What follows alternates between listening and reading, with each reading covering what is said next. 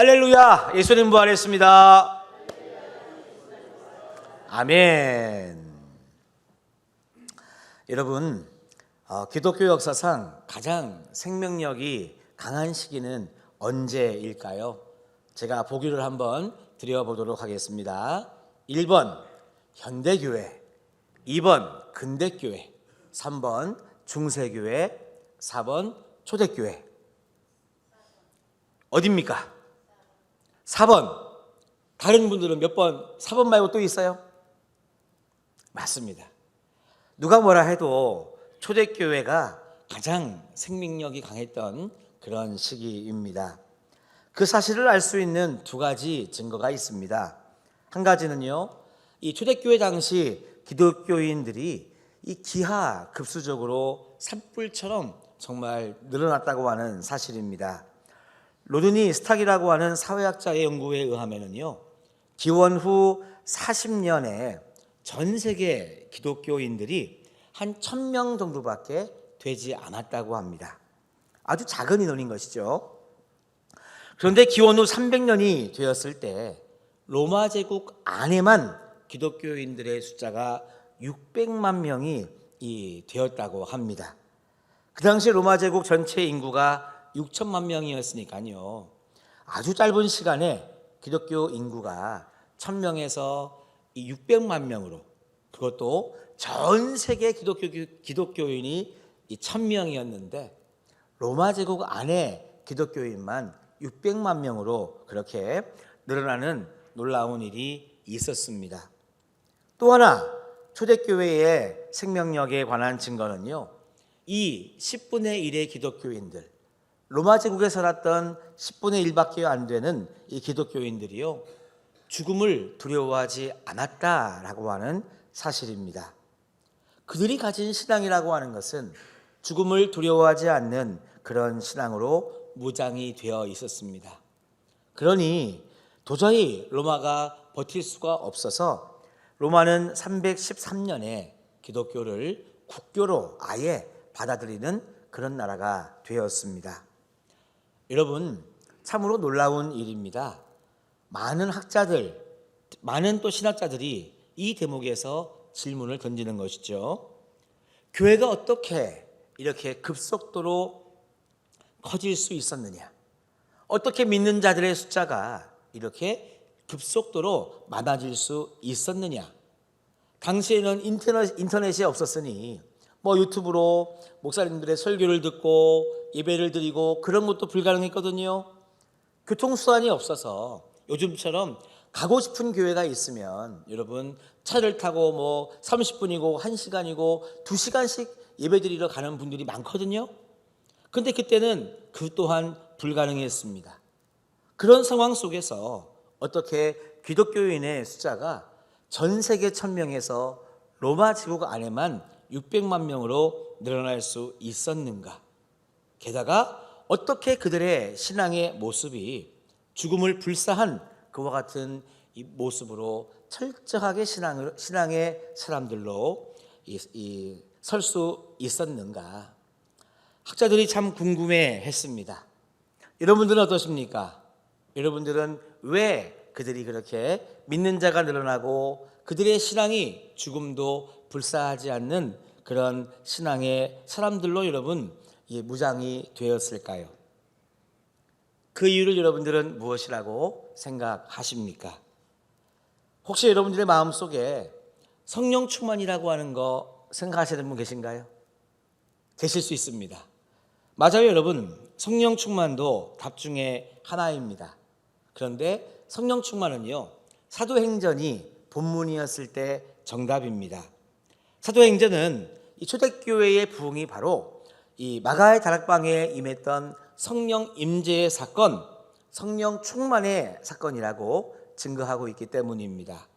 그래서 사도행전을 우리는 성령행전이라고도 이야기를 하죠. 하지만 여러분, 이 성경에서는 초대교회의 부흥에 대해서 또 하나의 답을 제시하고 있습니다.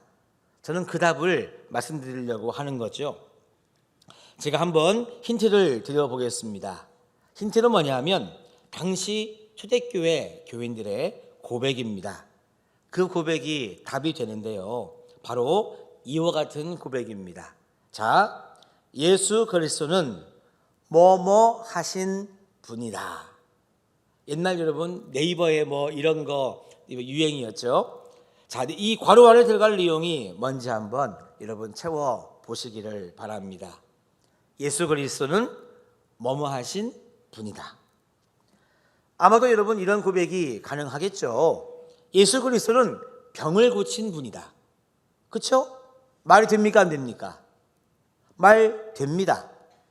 예수님은 정말 공생의 기간 동안 많은 사람들의 병을 고치신 분이시기 때문입니다.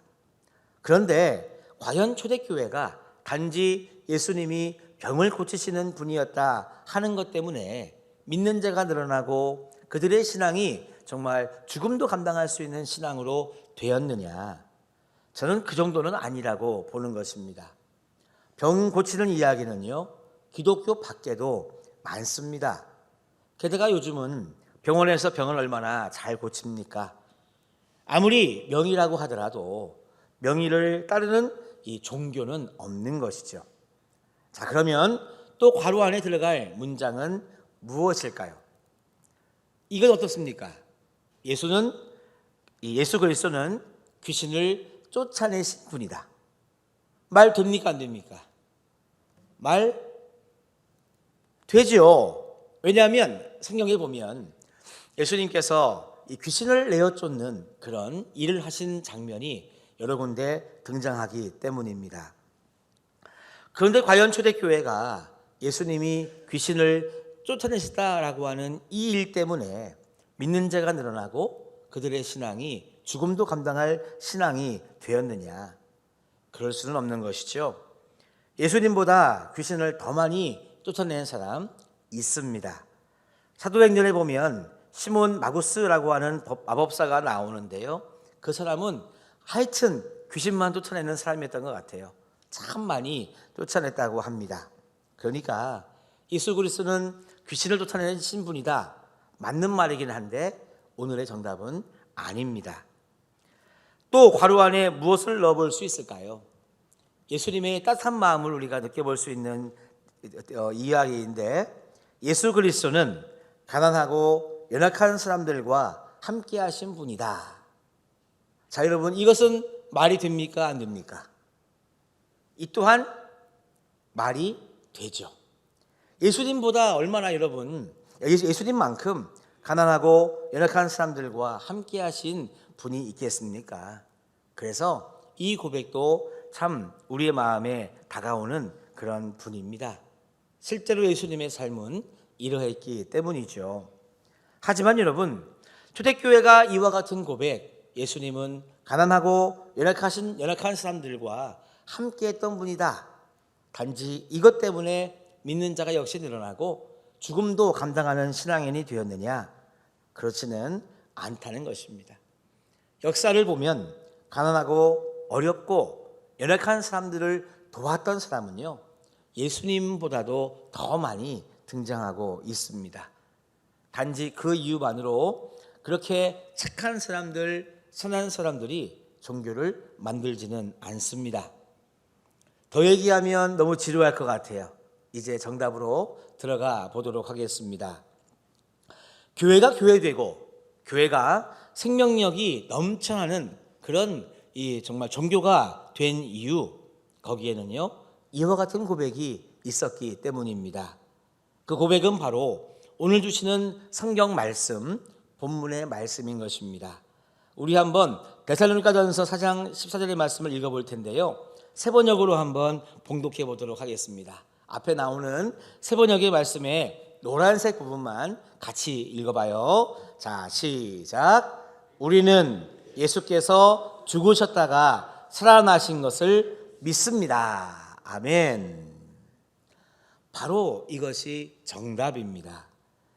예수 그리스도는 죽으셨다가 살아나신 분이다 라고 하는 것이 바로 초대교회 성도들의 고백이었고, 이 고백이 정말 믿는 자들이 많아지고 죽음도 감당할 수 있는 신앙인이 되게 하는 참 놀랍고도 강력한 믿음의 고백이었다 하는 것이죠. 데살로니가전서는 바울의 첫 번째 편지입니다. 이 편지 안에 담겨진 내용이 바로 예수 그리스도는 죽었다가 다시 살아나신 분이다라고 하는 신앙 고백이 담겨진 그런 바울의 첫 번째 편지라고 하는 것입니다. 이 고백 위에 초대교회가 여러분 든든하게 서게 된 것입니다. 이 고백이 바로 성령 충만함과 동시에 초대교회를 부흥하게 한 바로 정답인 것입니다. 이 고백이 바로 여러분 성령 충만함과 동시에 초대교인들이 죽음도 감당하면서 죽음을 두려워하지 않고 하나님의 사랑과 예수 그리스도의 복음을 전할 수 있었던 여러분 그 이유가 되는 것이죠. 이 고백을 했던 초대교인들은요, 육체적인 고통이 그리고 마음의 어려움이 그리고 현실이 있었습니다마는 그들은 이것이 두렵지 않았습니다. 예수님이 죽었다가 다시 살아나셨다라고 하는 고백이 있었기 때문에 그들은 늘 당당했어요. 그리고 하루하루가 행복했습니다. 그리고 열정이 넘쳤고 생명력 있는 신앙생활을 그들은 감당했습니다. 저는요, 이와 같은 초대교회의 모습, 초대교회 성도님들의 모습이 저는 얼마나 부러운지 모릅니다. 여러분, 그런데 오늘 이 자리에 모이신 우리 성도님들도 이런 고백하지 않습니까? 여러분들도 아까 우리 인사하실 때 할렐루야 예수님 부활했습니다. 여러분 인사도 나누었고요. 여러분들은 부활을 믿기 때문에 오늘 이 자리에 오신 거 아닙니까? 예수님은 부활하셨습니다. 예수님은 죽었다가 다시 살아나셨습니다. 아멘. 할렐루야. 예. 그런데 여러분, 왜 우리의 고백에는 이렇게 힘이 없는 걸까요?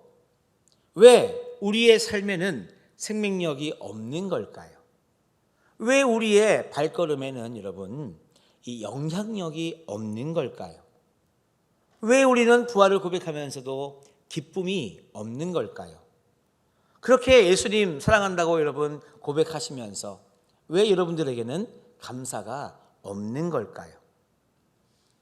저는 그 이유를 요즘 말로 이렇게 표현할 수 있습니다. 영혼이 안 실렸기 때문에, 영혼 없는 고백이기 때문에 저는 이렇게 한번 이야기하고 싶습니다. 어떠세요? 오늘 부활주일인데요. 여러분, 작년에도 부활주일을 지냈고 10년 전에도 부활주일을 지냈습니다. 그런데 성도님들의 삶을 한번 생각해 보시기를 바랍니다. 부활주일만 지나면 그 다음 날부터 1년 동안 부활하신 예수님이 나와 상관이 있게 여러분 지내셨습니까? 부활주일이기 때문에 할렐루야 우리 예수 부활 승천하셨네 이렇게 찬송은 불렀는데, 그리고 집에 간 다음부터 1년 뒤에 부활주일이 돌아올 때까지 부활하신 예수 그리스도와 여러분이 어떻게 상관 있는 삶을 사셨냐라고 저는 물어보고 싶은 겁니다. 오늘 부활주일이 지났는데 오늘 예배드리고 집에 돌아가면 다시 나의 문제에 빠져서 일용할 양식의 어떤 문제 때문에 자존심이 상해서 부활하신 예수님은 전혀 생각이 나지 않는 여러분 그런 삶을 그동안 살아오시지는 않았는지요. 도대체 여러분 우리들의 부활 고백과 초대교회의 부활 고백에 무슨 차이가 있었길래 우리는 힘이 없고 그들은 힘이 넘쳐서 죽음까지도 감당하게 되었느냐? 저는 바로 이 차이를 이야기하고 싶습니다. 이 초대교회 교인들은요, 직접 부활하신 예수 그리스도를 보거나 만나거나 각자의 어떤 상황에 맞게 실제로 경험했기 때문입니다. 체험했다는 이야기죠. 그러니까 초대교인들은요, 예수 그리스도가 부활했다 이것이 교리가 아니었습니다. 우리는 여러분 예수 그리스도가 부활했다 하는 것을요, 우리는 설교를 통해 들어서, 맞죠? 들어서 우리가 배우는 어떤 입장에 있습니다. 여러분 중에 대부분 다 세례를 받으셨는데 여러분들이 세례를 받으실 때 세례 교육 받잖아요. 따지면 교리 교육을 받는 거죠. 예수님은 죽으셨습니다. 사흘 만에 부활했습니다. 부활하시고 승천했습니다. 예수님은 다시 땅에 오십니다. 이와 같이 여러분들은 교리 교육, 성경 공부 같이 이렇게 배워서 우리는 알게 되었습니다.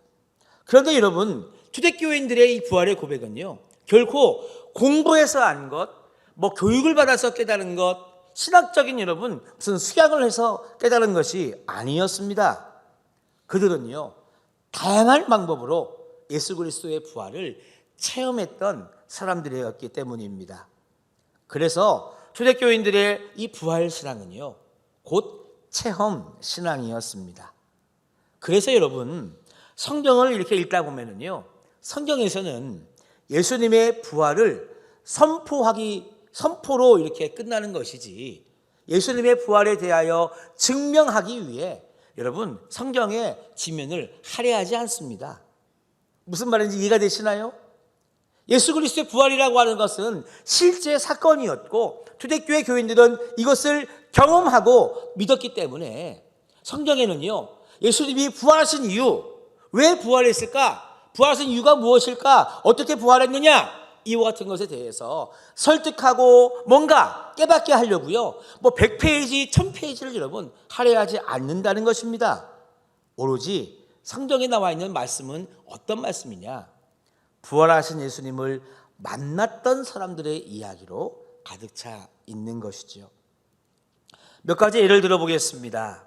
예수 그리스도의 몸의 부활을 직접 본 사람이 있습니다.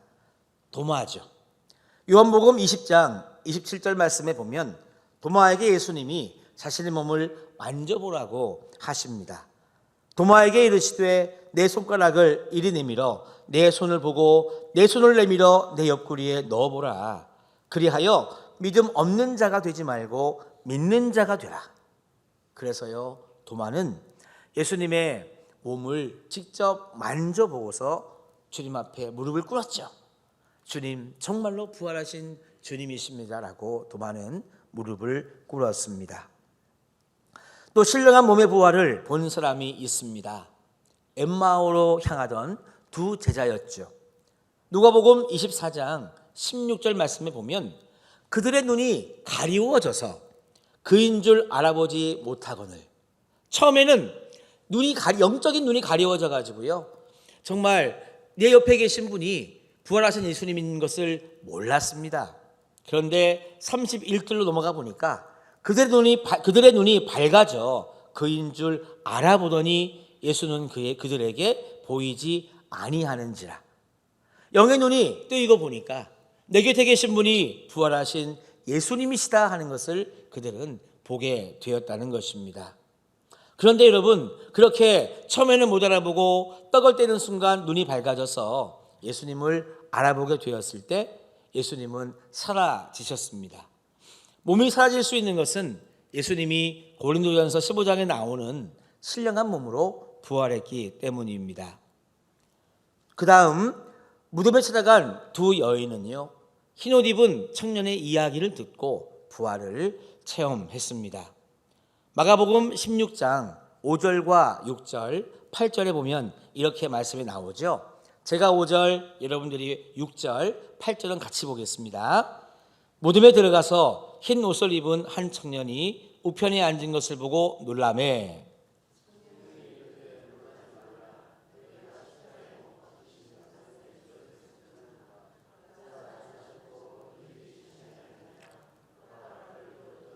같이 봅시다.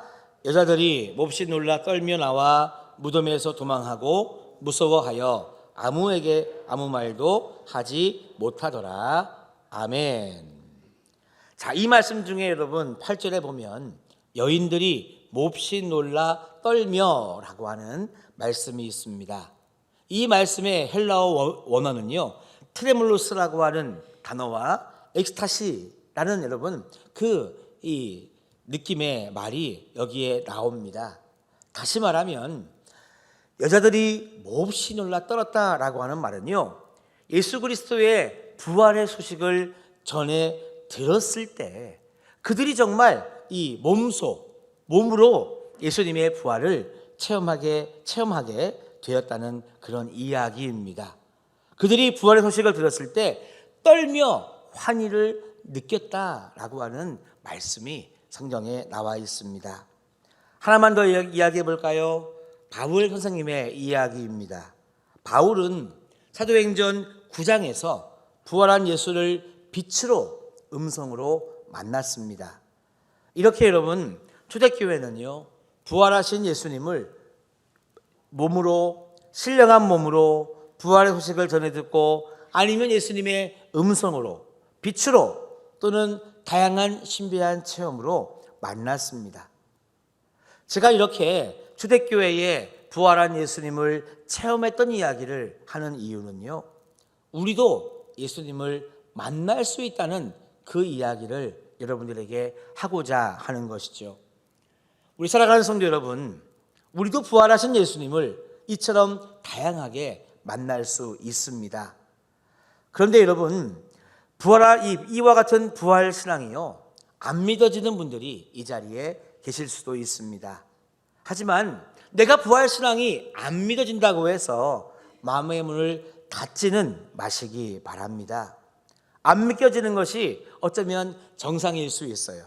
그런데 분명한 사실은요, 기독교 신앙이라고 하는 것이 오늘날까지 유지가 되고 있고 앞으로도 계속 기독교의 신앙은 유지될 것입니다. 그런데 그렇게 할 수 있는 것은 부활하신 예수님을 체험했기 때문입니다. 그것도 다양한 방법으로 말입니다. 제가 우리 엊그저께 성금요일 밤 우리 금요성령기도회 때 십자가와 나라고 하는 제목으로 제가 이 십자가에 대한 간증을 3가지를 제가 했었습니다. 그것은 뭐 녹화가 되어 있거나 녹음이 되어 있거나 유튜브로 방송이 안 됐기 때문에 오신 분들만 듣고 지나간 그런 이 설교와 이 간증이 됐었죠. 저는 예수님을 저도 다양한 방법으로 경험을 했는데요. 저는 그때 말씀을 드렸지만 십자가가 이렇게 녹아지면서, 근데 그것이 예수님의 모습으로 변화되어서 저에게 사랑한다 민서가 정말 사랑한다라고 하는 그렇게 말씀하시는 예수님을 저는 수차례 경험을 했습니다. 저는 그러면서 십자가에 대한 분명한 신앙과 그리고 예수 그리스도의 정말 여러분 복음에 대해서 저는 인격적으로 만났고 영접을 했고요. 그 누가 뭐라고 해도 저는 예수님은 살아계시고 부활하셨고 그 십자가의 은혜로 우리 모두는 구원받았다라고 하는 이 신앙을 저는 분명하게 가지고 있습니다. 저도 어릴 적부터 교회를 다니면서 말씀을 배웠습니다. 그리고 저는 신학교에 가서 신학도 공부했습니다.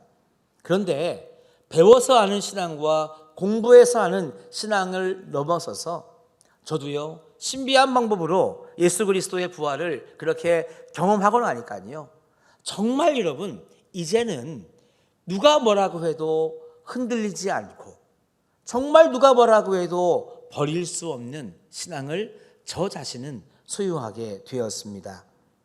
저는 만약에 한국교회가 회복해야 될 것이 있다고 한다면 그 중에 하나, 그 중에서도 참 이 우선순위가 되어야 될 것은 바로 체험적인 부활신앙이 반드시 회복되어야 된다고 저는 믿는 사람입니다.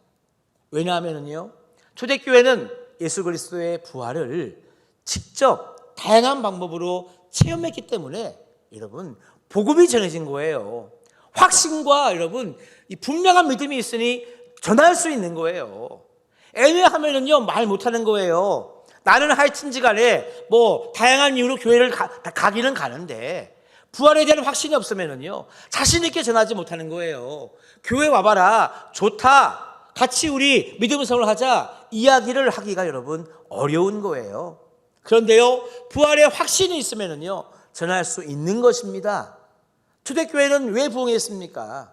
부활의 신앙이 확실했던 사람들이 전했거든요. 전 세계에 1000명이 있던 사람들이 로마 제국에만 600만 명이 될 만큼 그렇게 복음을 전할 수 있었습니다. 부활의 확신이 있었던 성도들이었기 때문에 정말 여러분 목에 칼이 들어오고 핍박과 생명의 위협이 다가왔어도 그들은 부활신앙을 포기하지 않았습니다. 그래서 여러분 포기하지 않은 그들 때문에 이 기독교는 오늘날까지도 전해져 내려오고 있고 우리 흥해제일교회까지도 이렇게 세워져서 우리 또한 이 몸된 부활의 공동체에서 믿음 생활하고 있는 것이죠. 여러분 저는 간절히 소망합니다. 우리 모두 각자 부활하신 예수님을 체험해야 되는 것입니다. 우리가 슬로건만 외친다고 초대교회로 돌아가자, 초대교회를 본받자 그렇게 아무리 여러분 이야기를 해도 정말 체험의 부활신앙을 여러분 가져야만 우리는 초대교회를 진정으로 본받을 수 있고 닮아갈 수 있는 것입니다. 여러분 그래서 체험적인 부활신앙은요 우리 기독교 신앙의 출발이자 끝이라고 저는 생각을 합니다. 여러분들을 향한 저의 바람은 오늘의 설교를 통해서요 여러분들에게 그렇구나 정말 내가 어릴 때부터 들어서 안 것이 아니라 세례를 받을 때 공부해서 안 것이 아니라 예수 그리스도의 부활을 정말 다양한 방법으로 여러분들이 꼭 경험하고 싶다. 그래서 정말 이 부활의 신앙이 나에게 확실하게 자리매김을 하고 했으면 좋겠다라고 하는 사모하는 마음이 여러분들에게 있기를 바라서 오늘의 말씀을 준비하게 되었습니다. 여러분 그렇게 기도하십시오. 아직 부활의 신앙을 믿지 못하거나 아니면 아직 그것이 진실하게 믿어지지 않는 분들은요 믿어지기 위해서 믿어지는 은혜가 있기를 기도하시면서 이왕이면 하나님 나에게도 정말 다양한 방법으로 역사하셔서 정말 예수 그리스도의 부활을 체험함으로 말미암아 그 누가 무엇이라고 이야기해도 흔들리지 않는 신앙을 꼭 가질 수 있도록 도와주십시오. 2024년도 부활주의를 맞이하고 하나님을 예배하는 여러분들의 마음속에 이와 같은 소망이 충만하시기를 간절히 소망합니다. 저를 따라 하십시다. 생명력 예수, 부활 예수, 할렐루야.